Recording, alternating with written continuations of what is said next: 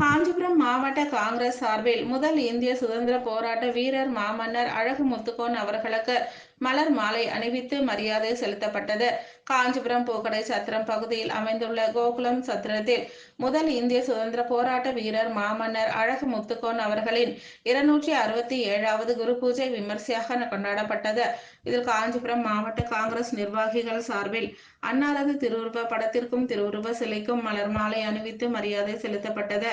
இதில் காஞ்சிபுரம் மாநகராட்சி துணை மேயர் குமரகுருநாதன், மாநகர தலைவர் நாதன், மாநில நிர்வாகி பத்மநாபன், அரங்கநாதன், நகர் அன்பு, மாவட்ட நிர்வாகிகள் வழக்கறிஞர் குருராஜ், மாவட்ட பொறுப்பாளர் சீனிவாச ராகவன், முன்னாள் நகரமன்ற உறுப்பினர் டிபி சீனிவாசன், பகுதி தலைவர்கள் சப்தகிரி, காஞ்சி காமராஜ், பார்த்தசாரதி, பட்டு காமராஜ், வட்டார தலைவர்கள் முருகன் என்கின்ற யூதா, அம்பி, பிச்சாண்டி, இபி அஞ்சி உள்ளிட்ட காங்கிரஸ் நிர்வாகிகள் பலர் கலந்து கொண்டனர்.